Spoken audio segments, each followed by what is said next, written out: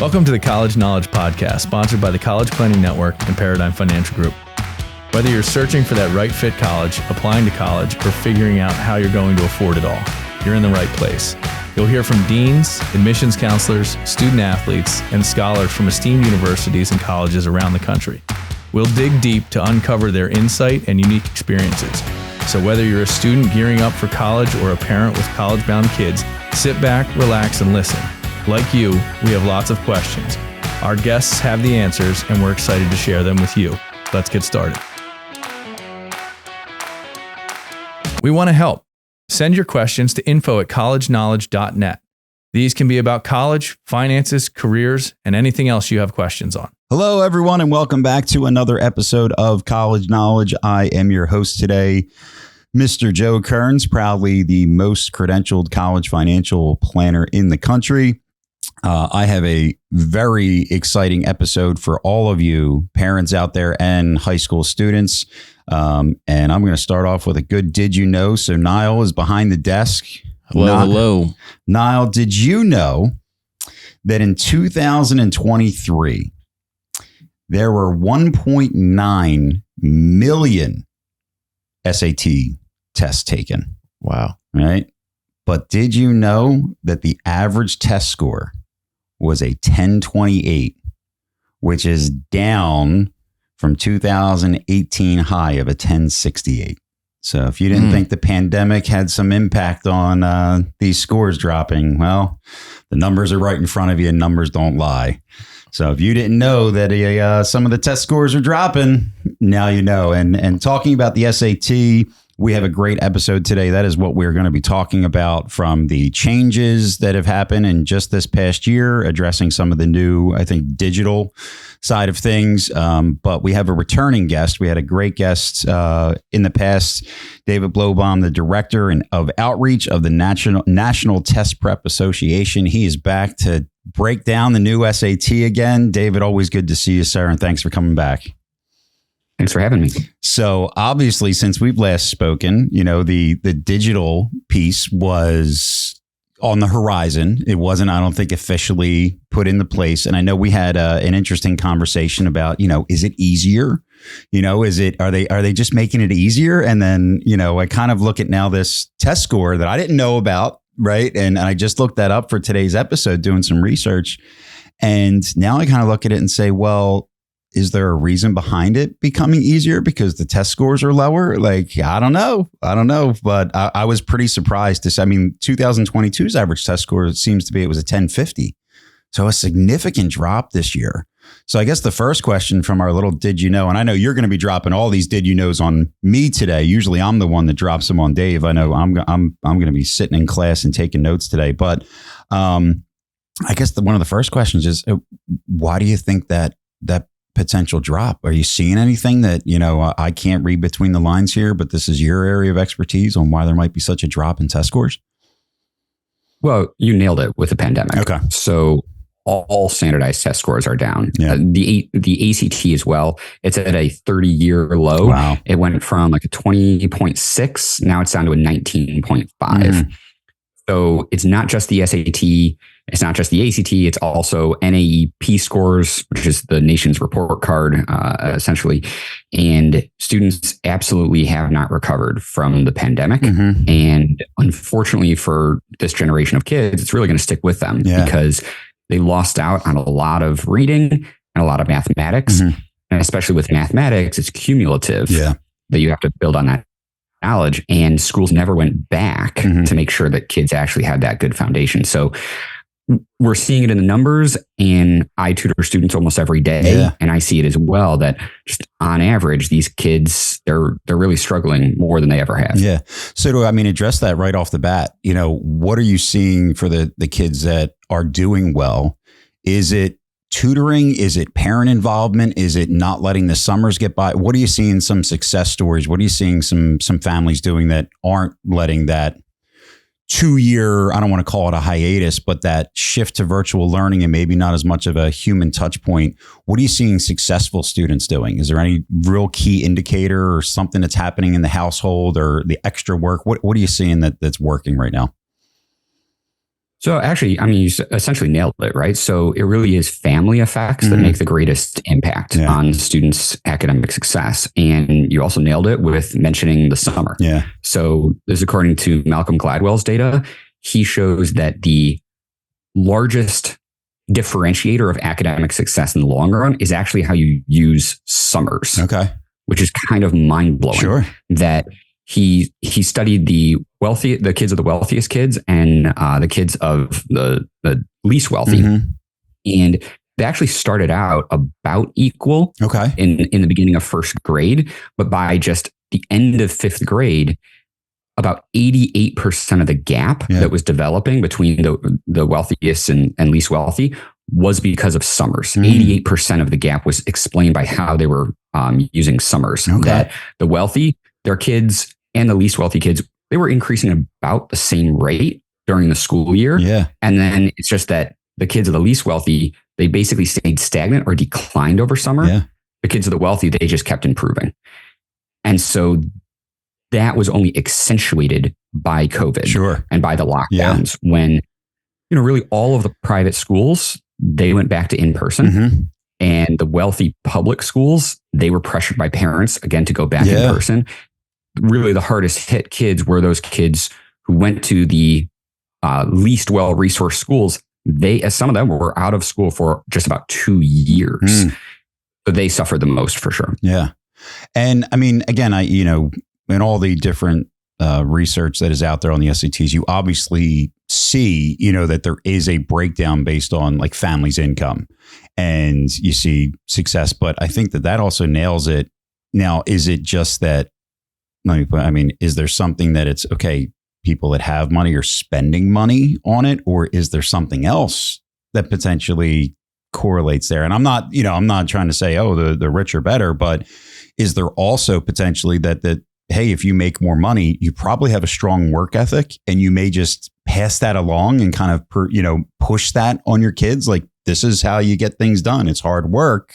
Not saying that people that don't make as much money are hard workers, but is it a straight, and maybe this is an opinion question, but is it that people that are wealthy are investing in their kids' knowledge? Or is it that there may be just something that it's the mentality of that household that is, I don't know if you have a take on that or not. I think I'll reserve my opinion. Okay, all right. I'll give the data behind it. Sure, that sounds good. So the SAT and ACT scores, they correlate to wealth. Okay. So on average, you have more money. On average, you have higher SAT and ACT scores. Yeah. Now, you still have kids in the bottom quartile of wealth who get in the top 10% of test scores. So it doesn't mean, that it's not a cause and effect relationship that wealth just causes higher scores. Lack of wealth causes lower scores. You see the wealthiest, a lot of them do very poorly. I mean, I tutor a lot of those kids. They're starting out on the SAT at 800 on the SAT. Even they're going to a high school that they're paying $50,000 a year to go to this high school, right? So it's not automatic that wealth causes higher scores. But again, it's not just SAT, ACT scores. It's also every standardized test score. The kids of the wealthy, on average, do better. Yeah. So what we can know for sure is that they are more academically prepared. Okay.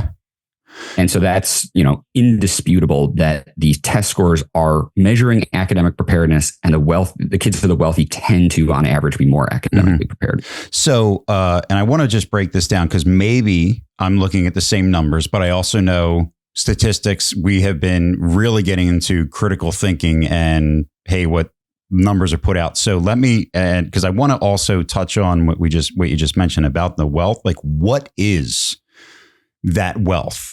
Right. So that we're not just thinking, oh, the ultra wealthy, like what are the numbers? So that the statistics that I'm looking at were basically, it was broken down by quintiles, right? So there was the lowest, then the second, middle, second highest, and highest. The highest quintile was an annual income of over $113,000. Right. So again, we're not talking 500,000, right? As that, and that is the average test score was an 1148. The quintile below that was 86,000 to 113, average test score 1039. The middle 69,000 to 86, 984 average test score. 53,000 to 69,000 of annual income, average test score 942. And then what you mentioned, 0 to 53, 891. So, and I'm not, again, I just wanted to, hey, wealthy can mean different things to different people, so it's, look, I mean, we help families, a lot of families, and I know that anybody that's making $115,000 would probably not consider themselves that they're in that wealthy criteria, right? So I just wanted to break down. So are you seeing those same numbers at the same report that we're kind of looking at? I don't know if it's exactly. Okay, great. Yes. All right, perfect. So sorry to get off topic, but I mean, again, there's obviously some score changes, and I think it's a great topic of discussion. I think the idea of like, wow, that I go home and I go, well, I better be making sure my kids are active in the summer, and it doesn't always have to be I just think that human interaction just plays a big factor into it. And again, I think it proves, as we were talking about, the impact of COVID and what effect that has had, just the social interaction. I hate it was funny. I forget who we talked to. I feel like it was the dean at University of Miami when this whole thing happened. And he said, we don't say social distancing, we say physical distancing. And I was like, oh my God, like what a difference. Like, we don't want to, we're saying social distancing. We want to not be social. Well, no, we're trying to avoid physical contact, not avoid social interaction. I was like, even just that phrase, that changing that phrase kind of changes your mind on what we were doing back then. Like we really did shut down social interactions, and we're obviously seeing some numbers from that. So, all right, moving along. Obviously, you're going to know a lot more about this than I am. I am not up to date on what this new digital SAT. I know we spoke about the potential changes, but hey, a year ago we were talking about potential changes with the FAFSA, and God, that didn't go according to plan. So, did the College Board kind of nail what the expectations were? What are you seeing? What were the big changes that were expected? How many of them went through? And what should students be prepared for now with this new digital SAT? It's a great question. So, the first digital SAT results are coming out today. Okay. All right. So, as we speak, there's frantic parents, students, and tutors around the country talking about this. Okay. Early results are that scores were about consistent with practice tests, or that students underscored the practice tests. And most students who came out of that digital SAT said that was the hardest test I've ever taken. It was harder than the practice test that they took. And internationally, the US, they only started taking the test in March, the digital SAT, but internationally, they've been giving the test digitally for a year. Right. And so that this also just mirrors what the international students were saying, is that the real test is harder than the 4 official practice tests that are out. All right.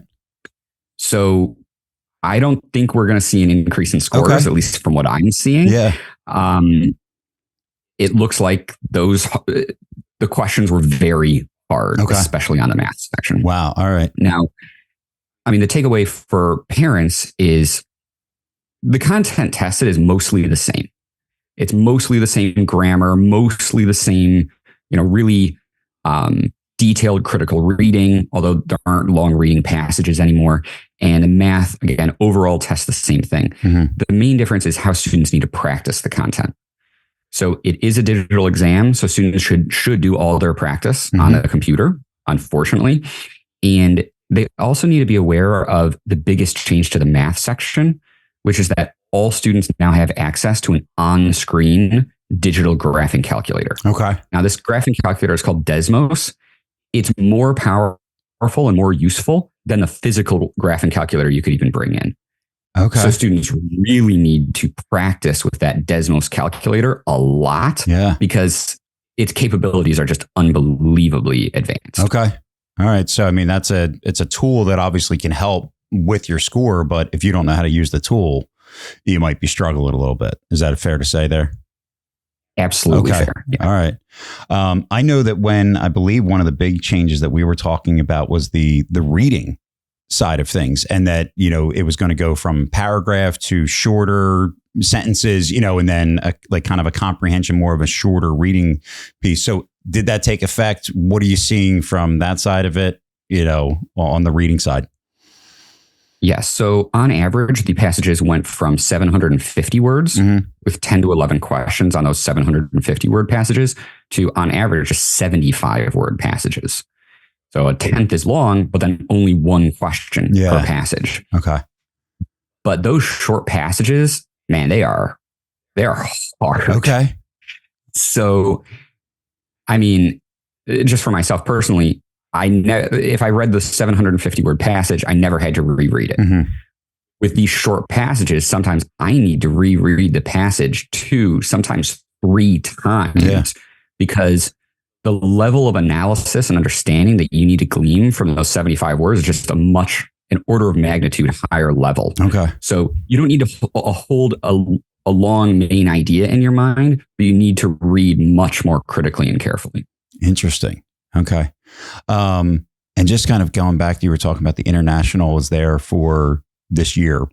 So the scores that I saw, like the low 2020, did that include the international digital test? And then the old, I'll call it the old school, like the way the test was.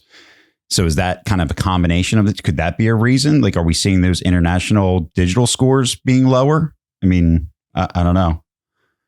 That's a good question. I'm actually not sure. Okay. All right. Was the digital test different, or what? Like, was it when the international students were taking it, were they technically taking a different test? Actually, like what, they were ahead of what students are taking now. So it truly was different. Exactly. Okay. All right. They were a year ahead. They were taking that digital adaptive test. They were the guinea pigs. Okay. A year in advance. Got it. Yeah. Okay. So pretty interesting, because I know I think there was some fear, at least, when we talk about the SAT, like, well, if you make it easier, how are you actually going to be able to distinguish one person from another? And it sounds like that is not the case. Now, again, my fear is it that the test is harder, or is it that we are not comprehending enough? We're not, we're kind of saying like, well, the COVID pandemic did impact, and that's the real reason. It's not necessarily a harder test. We're just not understanding as much, comprehending as much as we potentially should. So that's a little bit scary, but yeah. Yeah, I would say, if we see an uptick in average scores, then your fears will have come to fruition. Sure. Right. Yeah. That, the kids didn't magically get smarter in March, right? So if your scores are higher, then that was the SAT, doing some monkey business on the back end to boost scores. Yeah. I hope that doesn't happen, because, we need accurate measures of academic excellence if we're going to get kids into the right schools and have good academic standards and educational thriving. So, and I'm going to touch on that in just a minute, but there's a couple of things you said that I want to touch on first. So, you mentioned that the test scores are released today. So, right. And those are tests that were taken when? How long ago? Just 2 weeks ago in early March. So that seems like it is a much faster turnaround time that you're getting your scores. Is that the case, or is that typically what it was? It's actually typically what it was. All right. They've said that they would have an earlier turnaround time of days, not weeks. Right. And it turns out that it was weeks anyway. Right. So, but hopefully in the future, they should be able to get scores back very quickly. Okay. On Saturday, after all the students have completed the test, they have all the data instantly in their system. Sure. So there's no reason that by Monday, kids shouldn't be able to get their scores. Got it. Okay.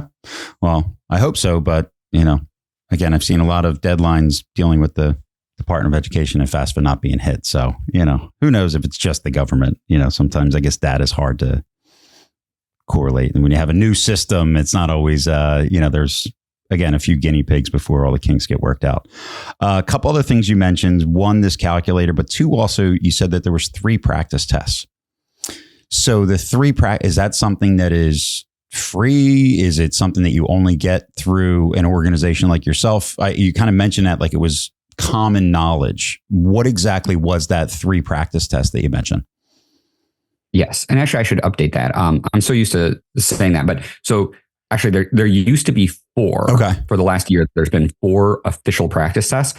Actually, just on Wednesday, so 2 days ago, they actually just added 2 more. Okay. So now students have 6 official practice tests that they can practice from. But again, what we're seeing is that those scores on a practice test were maybe a little bit too generous. And maybe the questions weren't actually hard enough to represent what the actual test looked like in March. Now, the last time the SAT changed was in 2016. And the scores were all over the place. It took them about 2 years before the scoring was very consistent and just a more predictable test. So it might follow that same trajectory of, we just need to wait for the dust to settle, but we'll see. Got it. So these practice tests, it's great to know that they're out there, but is that something that's like on the College Board website to get access to these tests, or is it, so where would families go to find these practice tests? Good clarification. Yes, they can just Google Blue Book College Board. They're going to be directed to the official College Board website. They'll download the Blue Book app. Now, that's actually the app that students will use when they take the real test. So they'll download it onto hopefully their laptop. And then that's actually the app they'll use when they take they'll bring their laptop then into the test center and take the actual test on their laptop on the Blue Book app. So it's through that Blue Book app on their laptop that they'll take the 6 practice tests, and they'll also take the real test on test day. Got it. Perfect. So that was going to be one of my questions, like what has changed in the process, right? So it's still a proctored exam, correct? Like you're still going somewhere to take it. It's not like you can take it in the comfort of your own home, I believe, right? You have to go somewhere, but now you're taking your own, like a bring your own device situation. Okay. All right. Yes, correct. Got it. And then the other piece with the calculator. So obviously that sounds like it's an extremely important piece of knowledge that you already dropped on us today. So outside of the practice test, because I think you said you can use that calculator when you take those 6 practice tests, but is there the ability to practice with that outside of those practice tests to even get further, good use of that tool that exists right now? Very good question. Yes. So it's a free calculator online for anyone. So they can just Google Desmos calculator and they're going to get the same Desmos calculator, on the web, on the Desmos website that they would use in that SAT. So if they're doing practice questions from a practice booklet or practice questions from something else online, absolutely they should be practicing with that Desmos calculator. And honestly, they should also, be watching YouTube videos on all the tips and tricks on that. I hate the words tips and tricks because really you need to learn content. But for this, honestly, there are tips and tricks to the Desmos calculator because it has so much functionality. Students really do need to be taught how to exploit the full uses of that calculator. Absolutely. I mean, if you have a tool there, like if you know how to utilize it and it can help that much on it, like you have to go in there. I don't want to say being an expert on how to use that tool, but just like anything else. I mean, we've had so many conversations right now about AI and ChatGPT, right? And if you're somebody that you just kind of put in a question and that's your answer, right? Now, guess what? It's not right all the time, right? You have to know how to prompt it. You have to know how to use it. And the best examples that we've heard are people that really prompt it and then use it to essentially, like the one example we had was a professor that we were interviewing said, well, the best use of AI they've seen so far was there was a med school student studying for their exams and they used ChatGPT to create a calendar and a schedule for them on when they need to study, what topics they need to study, how much time per day, what days of the week. But again, it took a ton of learning how the system responds to your inputs, right? And knowing what inputs to truly put in to get the results that you need. And so it's kind of the same thing. Like there's a new tool out there. If you don't study the ins and outs and know what you have to truly put in, or if there's shortcuts to get to an answer quicker, which I would imagine also in the SAT is a powerful piece that if you can spend less time per question, it might lead to you're able to spend a little bit more time on an area that you struggle with, right? So the more that you can utilize this calculator, I think would only lead to much better results in the end. So thanks for dropping that knowledge, because that's something I didn't know, that now it's one of those things I know that every parent that I talk to that has a junior or younger, hey, start it now, right? And again, we talked about the summer. Well, look, I know my kids are, they love their iPads. And there's times if I'm in a meeting and they're at home, that's what they're doing. Well, I might be sending them some, as they get older, like here's a link on this, that tips and tricks that we'll talk about, we hate to say, but, instead of watching, somebody play Minecraft, why don't you educate yourself a little bit and just start to familiarize with different things there. So, again, use those tools. They're there. They're available. Thanks for dropping, those pieces of info. So we kind of alluded to, and I said I wanted to come back to this, like the SAT projecting, like that we have well-educated students that are going to succeed, good grades in college. They're going to graduate on time. And talk about a great episode to do. We did a bonus episode this week. And so I've always wanted to highlight a school and kind of what I look at from a kind of like, I don't want to say behind the scenes, but as an expert, like we always want to find that school that's a social fit, academic fit, financial fit. And so we decided, instead of playing favorites and like picking a school that we went to or, highlight, we said, well, there's 68 basketball teams in this tournament right now. We got the opportunity. We can actually do a deep dive into all 68 schools. So we did a real long episode of every school. So we went over like how many people apply to each school, what their acceptance rate is, what their college yield rate is. So of the people that are offered acceptance, how many actually come to the school, what their average SAT and ACT score was. Then we looked at their freshman retention rate. So how many of the freshmen came back sophomore year? What's the class size? How many out-of-state students did they have? And what is their 4-year graduation rate? And then we went into finances, like kind of like what their costs are, what type of aid they typically give out, more merit, more need-based, what are those averages? And all that information, I know we talked about it last time, like the common data set, but we basically pulled all of this from the College Planning Network. And it's just a piece of the information that we have available on there to help families find the right choice. I say all that to get to that we could almost start to predict a graduation rate, a freshman retention rate based off of what the school's SAT scores were. And that was really surprising. And so the other piece that I wanted to also bring up that we looked at it, and like, again, that number was like 1.9 million students took the SAT last year. It seems like that it was a lot, with a lot of schools being test optional. But when we looked at the average test SAT scores, they were higher than what I thought they would be. And immediately the other statistic that not all schools report it, but I didn't have the time to break down this one, was what percentage of the students actually sent it in. And so I think you were saying, well, the only people that were sending it in were the people that did well, right? Because if we said if the average was 10, 20, or it was that low, well, almost every school on our list was above the average, right? Almost all 68 that reported. But I wanted to break down one because this is what we typically saw. And the example I'll do was one of the first 4 games. It was Colorado State and Virginia. And so Virginia, a 21% acceptance rate. They had almost 48,000 applicants. 39% of the students that were offered acceptance enrolled. Their average SAT score was a 1451. Now, on the flip side, Colorado State, 91% acceptance rate, 18% of those students enrolled, average SAT score 1178. Okay. So when we then looked at their retention rate, meaning how many freshmen came back for sophomore, Virginia, 97%. And so whenever we saw like a school that had over a 1400 average SAT, you were seeing retention rates over 95% at almost every single school.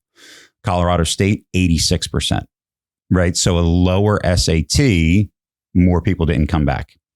Then the 4-year graduation rate, 89. And again, the typical average is like 60, the actual 4-year graduation rate. The actual school graduation rate is based on that 6-year scale. So we wanted this. And again, some schools, like they don't graduate some kids in 4 years because they're in a 5-year program. So it's, it can be a little misleading, but across the board, when we saw high SATs, we saw kids coming back. We saw kids graduating on time. And that obviously leads to exactly what you said. Like these test scores, if they are dropping, I think it's going to have we're struggling here, right? It is a true indicator of success in college, which leads me to how many schools are getting away from the optional side of things. Thank you guys for being a part of College Knowledge. Just a reminder, if you're sending your student to school, visit elitecollegiateplanning.com for free resources and to book a free consultation. Yeah. So just recently, starting with Dartmouth and then Yale and then Brown and UT Austin, those are the four schools that most recently just went back to test required. Yeah. Now, Georgetown and MIT, they had already gone back. Yeah. And then University of Tennessee went back. University of the public Florida colleges, they never went test optional. And then a few other publics like UGA and Georgia Tech, they've gone back to test required too. Yeah. I have been pleasantly surprised to see that any colleges are going back to test required, because colleges, the reason most haven't gone back to test required is they found out they could just completely game the system with test optional options. Okay. They weren't using it for the benefit of students to let in disadvantaged students. They were using it to boost their applicant numbers because so many people were applying who could then never get in, but it enticed more people to apply. But they weren't accepting more kids. So that just drives down their admit rate. It makes them look more selective. Right. Yeah. And, for most of these schools, what they're most concerned about is keeping the lights on. Because if they under enroll a class, they have to immediately cut their budgets. Right. So this was a way for, let's say, those kids that I talked about going to the $50,000 private high school, who have an 800 on the SAT, colleges still want that kid because that kid's full pay. He's going to pay the full amount for an out-of-state tuition probably. Yeah. And so they really don't, their first priority is keep the lights on. They're going to admit that student, and then they could admit him without having his 800 SAT score bring down their school's average. Yep. So they were using it to get in full pay students or recruited athletes. And so I am quite frankly impressed that any colleges would give up those benefits and that gaming of the system. So the reason we're actually seeing some schools go back is honesty, academic excellence, and equity, which I tend to be more cynical about colleges. So that completely shocked me. But I mean, I can go back, I can go into the data on, why it was honesty, academic excellence, and equity if you'd like. But well, I mean, I just look at it from you're 100% right. Schools are businesses, right? I always joke and say they're the most profitable nonprofits that exist, and their role and what they are trying to accomplish is to attract your kids, to attract students to apply to them. And then if they accept them, get the most money out of them, right? Offer them the least amount of aid, get them to pay the most, make the biggest profit off of every one of those students. And there was an interesting, I brought a did you know fact a few episodes ago to Dave. And I said, well, there was a study that was done that showed schools across the country. Like if you looked at their acceptance rate 3 years ago, almost every school across the country, their acceptance rate has been cut in half. Schools that were at 20% acceptance rate are now at 10. Schools that were 6% are now at 3%. And I never connected the dots with what you just said, right? That it's, well, if we're test optional, now we'll get somebody that, hey, if they score 1,200, but the typical SAT is a 1,400, they usually wouldn't apply if it was, they were like, oh, I don't have a chance. But now if I do optional, I just won't send in my test score. I didn't connect those dots. And that is a great piece because look, colleges are college. I mean, I'm in the game. I know that, college is not my favorite business. I don't mind helping families, send less money to college, right? Like that's the Uncle Sam taxes I feel the same way about sending money to colleges. But my personal feeling was that when I saw the SAT coming back, and I think there's going to be even more schools, I think it started to lead to, well, when we went test optional, we had GPAs that weren't as high. We had students not graduating. We had more students dropping out. Well, that comes down to who you're accepting. So great. We increased we look like a more elite institution because our acceptance rate is lower, but now our grad rate is falling off. Now we're having more dropouts. Now all the other numbers are not as good, but we also didn't know using the SAT, if we didn't have it, we might have been accepting the wrong students. And I think that if you accept the wrong student, they leave. Well, there was supposed to be 4 years that they were getting that money off you. Now they might only be getting 1. So I think when I look at the business side of it, I think schools are going to the back to required because they're losing money. Right. Like, I mean, that's basically it. It's, so it's a very interesting concept where it's like, all right, the schools that get to increase their applications, lower their acceptance rate, they might stay optional. But the schools where, oh, crap, we're really losing money because kids aren't finishing. They're the ones that are going back, or they're saying, well, our typical GPA is a 3.5. Our average class that just came in is at a 3. Ooh, we gotta do something to start accepting the right students. So I think this little, I don't want to call it a test, but these past few years where things were optional, I think it highlighted how successful the SAT actually was. Right? Like it went away. I don't want to say it completely went away, but you see schools that have a high SAT rate, they have high retention, high graduation rates. I mean, in the long run, when you're a parent, isn't that the goal? Like, find a school, stay at that school, graduate as fast as you can. Well, a very good indicator of that based on numbers across the board, at least we did it at 68. And there's over, a lot more schools in the country than that. But that's a pretty decent baseline to understand, look, these numbers are real, and I don't know if pre-pandemic, when were you seeing similar numbers? Were you kind of seeing things that were different, from that aspect? So, some experiments don't need to be done. And I would say this was an experiment that didn't need to be done. So, yeah. Okay. Yeah. So decades of research covering millions of students continually validated that the relationship between test scores and success in college is not weak. It's not inconsistent. It's one of the most established relationships in all of the social sciences. So the social sciences, they have a replication crisis where about 60% of social science experiments, whatever the results are, if you rerun that experiment, they don't get the same results. So that means essentially you read a social science experiment results, they're probably wrong. This is the complete opposite of that. Yep. That even the research studies that tried to find, literally going out to find no relationship between test scores and academic success in college, they couldn't find no relationship. And it should be easy to find no relationship, because what happens is not only do more students transfer or fail out if they're admitted with low test scores, what's actually the most common thing to happen is that a kid will get in to a college and try and be a STEM major. And they don't fail out of the school, they fail out of their STEM major. And I'm going to pick on sociology majors because I was a sociology major. They become a sociology major. And it is so much easier to get A's as a sociology major than as an engineering major. And so even if they don't transfer out or fail out, they're going into these easy majors. Well, what happens then is the kids with the low scores, if they go into the easy majors, they might actually have A's. Whereas the kids with the high scores who went into an engineering major, they might have low grades, which actually should invert the relationship between test scores, that low scoring kids should have higher grades in easy classes, easy majors. High scoring kids on the test scores, they should have probably lower GPAs, but still the relationship holds that on average, higher test scores, higher grades.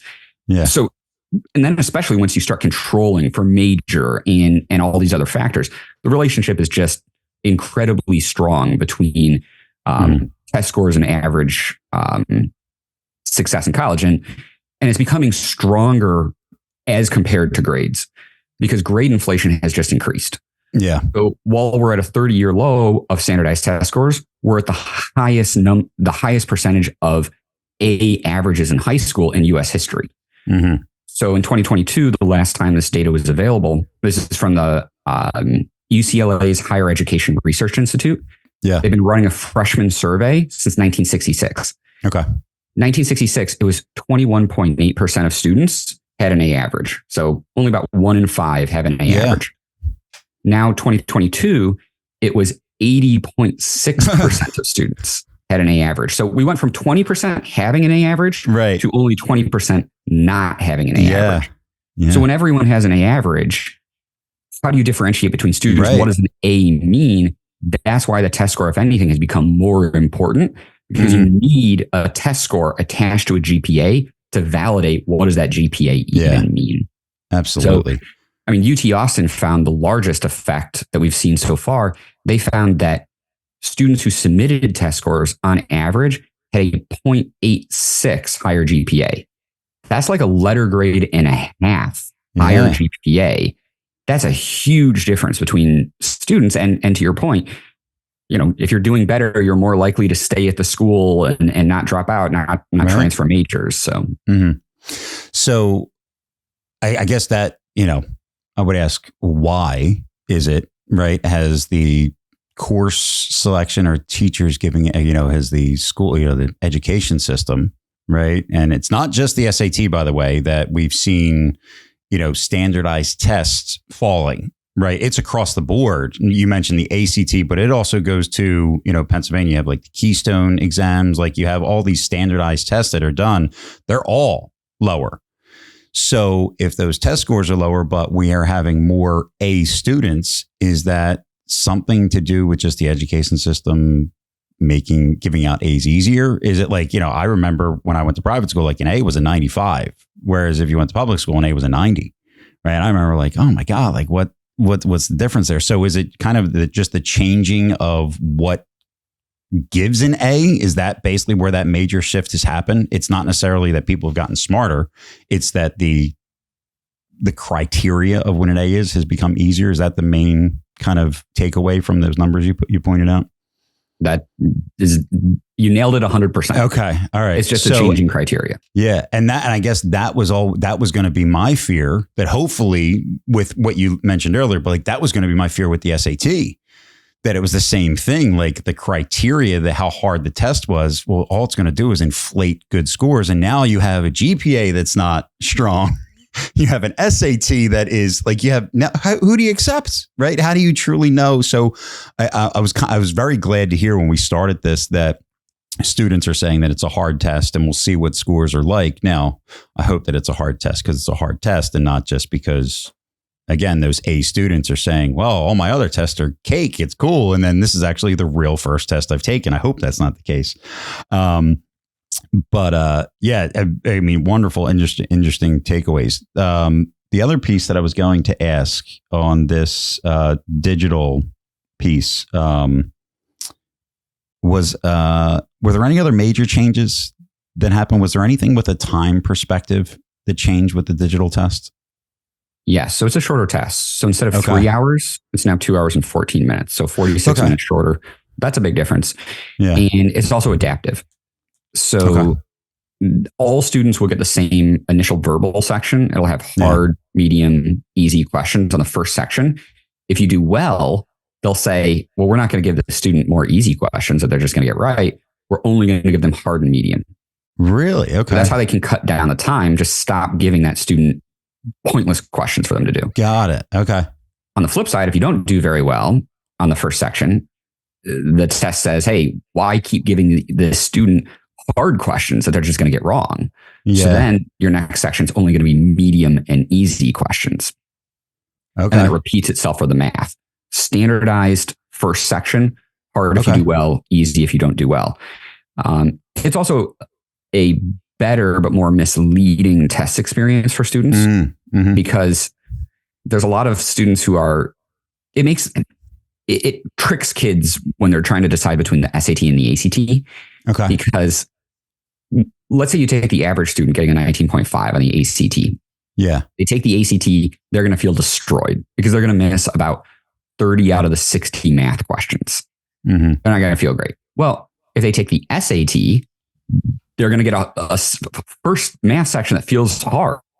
And then that next math section is objectively going to be easier because it has no hard questions on it. So they're going to come out of the SAT and be like, I feel great. That was so much easier. And it's like, yeah, it was literally an easier test. Your score isn't any higher. It's still maybe 480, but yes, it felt easier because it was easier. So then they're going to very often prefer the SAT, but to their own detriment, because maybe the ACT is still the better test, even though they're missing half the math questions. Got it. Okay. So I think when the last time we spoke, I think we were saying you were advising a lot of your students to go the route of the ACT. And yes. And so with the new digital and kind of, I don't want to say the tricks that it's pulling, it's an interesting concept. Immediately when we were going through it, I said, oh, wow. So when I took the SAT and, I ran out of time or whatever it was, the Scantron, you would do a pattern with the multiple choice. So it avoids obviously you don't want to do that because you might be missing now the really easy question. If you got the first ones wrong and they're easier, don't, I'm just joking, but my wife actually mentioned that, like, our kids will never do the number 2 pencil thing with the, hey, I got 5 questions left, I'm just going to randomly guess. I guess that goes away. But the differences between the ACT, SAT, I know if we really want to get into the details, we have that previous episode where we really detailed them. But the big question is, with this new SAT, your opinion changing at all about, I think you should take the ACT or the SAT, or is that still holding strong that probably the ACT is the way to go? For most students, the ACT is still the way to go. Okay. Because there's just the uncertainty around the SAT. Now, I prep a lot of kids for the SAT. I think all of the changes are positive. And the test between 2016 and 2023, I had a lot of problems with that iteration of the SAT. And I just felt like a lot of the answers were, or not a lot, but some of the answers were subjective. Now, I agree with all of their answers on the verbal section, for instance. They're really hard, but at least they're more clear cut. So I love the new SAT, but there's such relatively limited official practice content, and it's just uncertain. So I would do the ACT unless a student demonstrates from their initial mock tests that they're just so much better at the SAT, then absolutely go the SAT route. Okay. All right. And then again, just kind of going back to that episode, we didn't get too much into it, like the actual conversion of like an ACT to an SAT score. But one of the surprising things that I saw, and again, going back to not everybody submitted them, right? So you're typically only going to see really good scores. But at a lot of schools, the average ACT was higher if you did the conversion to the SAT, right? By a couple of points, right? So it's kind of surprising. Like Colorado State, I mentioned that I don't want to go, through all of them, but their average SAT 1178. That's the equivalent of a 24 on the ACT, but their average ACT score was actually a 26. And I saw that like through a lot, and it was very rare that you would see the inverse, where you would have a low ACT average and a higher. They were typically in line, or the ACT was actually higher. So do you think that that's kind of the students that are maybe taking both, or that there was, I don't want to say better students, but students that kind of saw the ACT, or maybe they scored similarly and they said, well, I'm going to send in the ACT because of the potential changes with the SAT? I don't know. Anything that you might read into that I wouldn't see? So I don't have an answer on it, but I can tell you that we see the same thing with the private schools around us. Okay. So I've looked at all the school profiles for all the private schools around us, and they all have higher graduating ACT scores than SAT scores, with the exception of one where it was tied. So I think the reason for that is the ACT, it's a more straightforward test.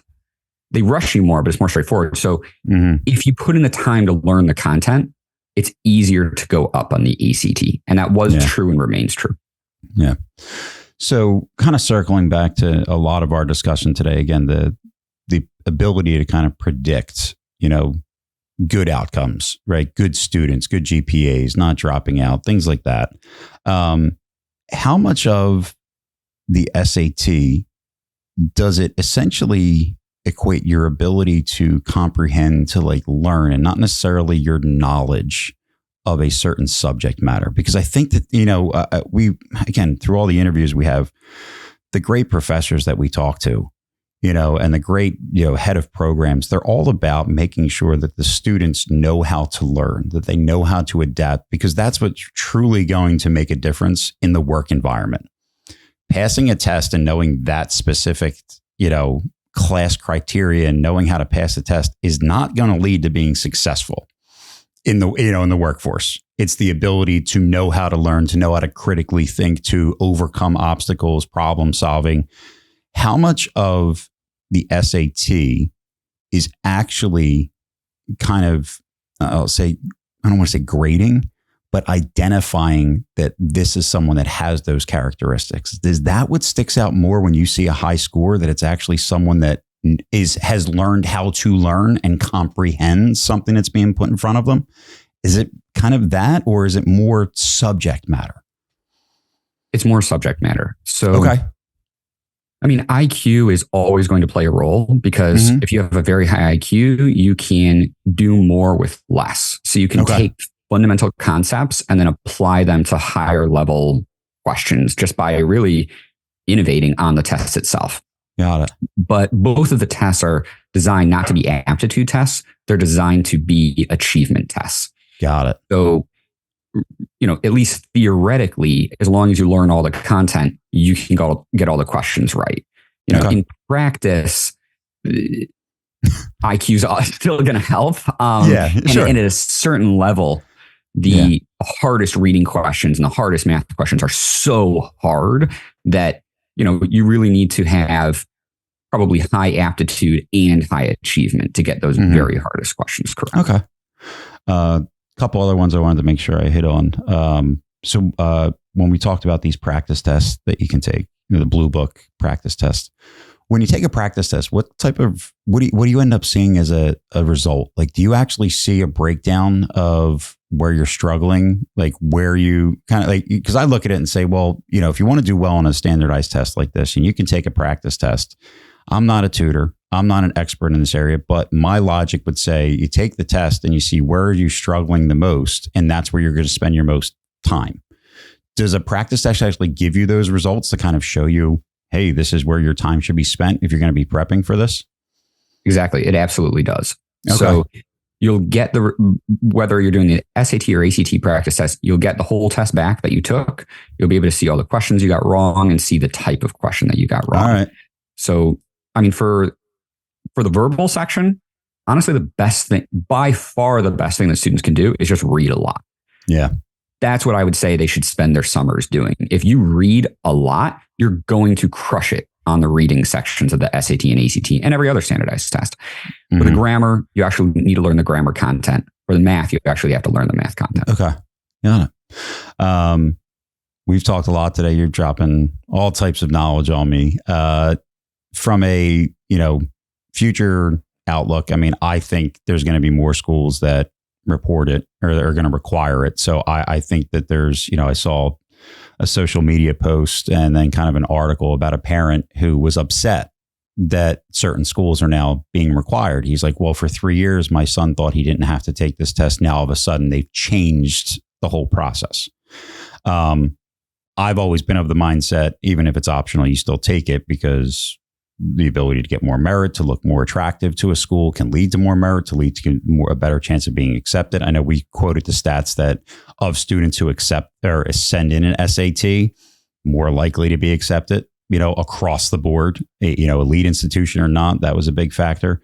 So, I mean, right now, the only advice that I give to families is, look, take this serious, prep for it. You're going to take it. You might have the option of not sending it to a school. If you're not up to par on what they typically accept, you don't have to send it, but it might just be a caveat that the school just wants your application, right? That application fee, and make their numbers look better, as you said. Excuse me. But that's kind of the advice that I have. Again, not my forte. This is you're the expert here. What would be, I would say, general advice, even above and beyond that you can give to our listeners today? Your advice is right on the money. That test's optional. I mean, you have the option to apply without a test score. That doesn't mean you have an equal opportunity to get actually admitted. So one of the reasons Yale went back to requiring test scores is, in Jeremiah Quinlan's own words, he's the dean of admissions at Yale. He said they felt like they weren't being honest by being test optional, because they had a 3 times higher admit rate for students who submitted test scores. Wow. So can you honestly say that students who don't submit test scores are not disadvantaged, you can't honestly say that. Right. And so, Duke, for instance, looking at their common data set, 93% of enrolled students at Duke submitted an SAT or ACT score. So, what are the chances that a student's going to be part of that 7%? Actually, it could be not just 7%, but zero, because if you're not a recruited athlete, or you're not full pay, or you're not a donor's kid or a faculty member's kid, who's actually getting in without test scores? Pretty much no one, unless you have a huge hook or an institutional priority. Maybe the library is named after you and it's not a coincidence. Exactly. So, and the other piece of that is that Yale and others found that they were having disadvantaged students who would have gotten in if they had submitted test scores. Because if you go to a high school where the average is an 800 and you have a 1400, you are absolutely exceptional in your circumstances. And that 1400 would get you in essentially guaranteed to Yale or Dartmouth or to Brown. But those kids weren't sending their 1400 because these schools have averages of 1550.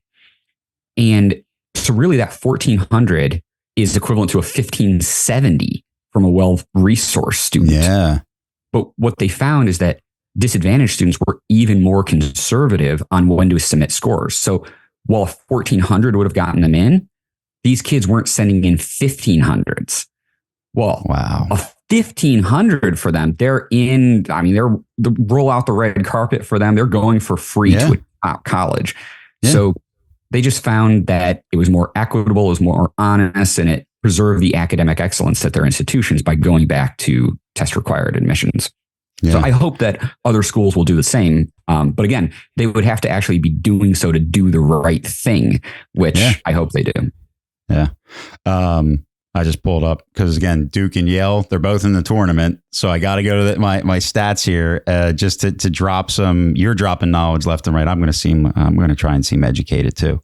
But this is all from the College Planning Network.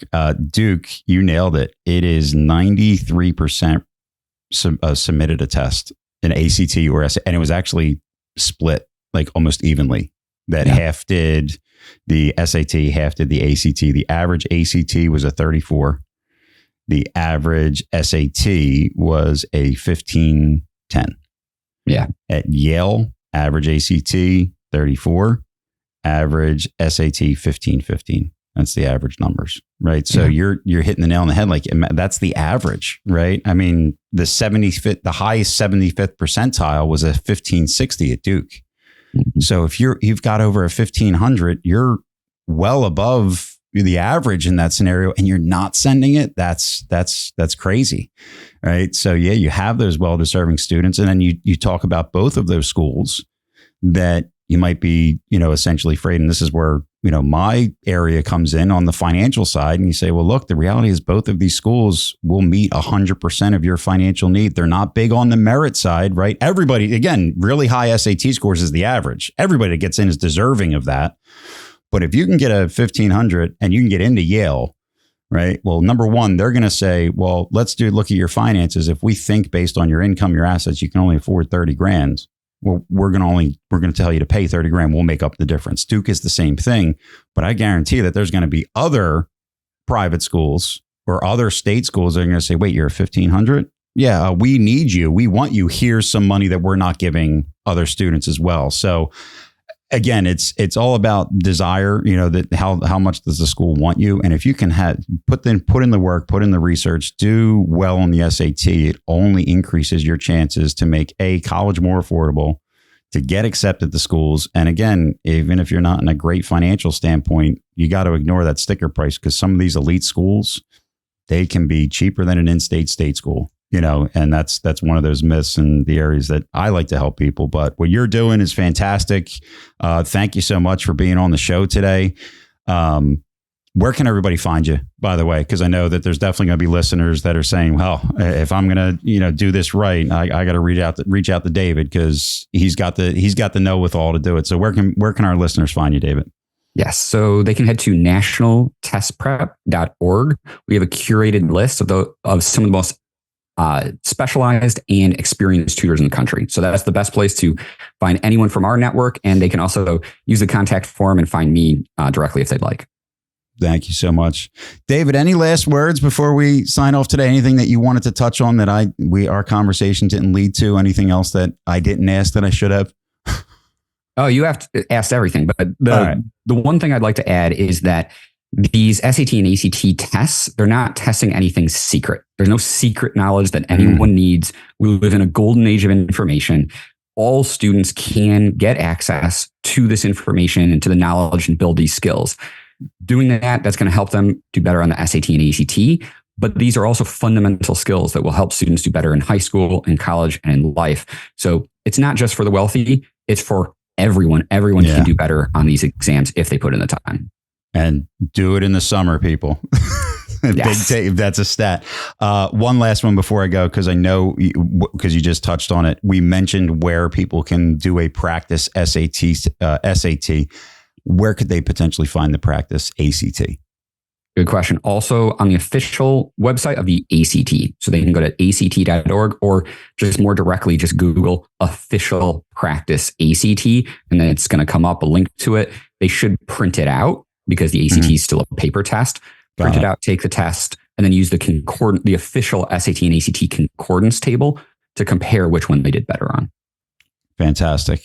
Always wonderful talking to you. Always just great knowledge and great need to know information for anybody that's got a child that is planning on going to college. You're always dropping great stuff, and I appreciate you coming on the show again and talking about some of these changes and why this is so important. And I was glad I even learned a lot today myself. So I'm able to pass that information along, but hopefully our listeners got as much out of this today as I did. So great job as always, sir. Thank you again. Thank you so much, Joe. Guys, this has been another episode of College Knowledge. If you enjoyed the content, make sure to like, share, subscribe, share this with friends and families. Again, this is information that everybody who's going to college needs to know. So make sure you share it. Until next time, take care. We can send your student to the school of their dreams and send you to your dream retirement. Visit us at elitecollegiateplanning.com to get started.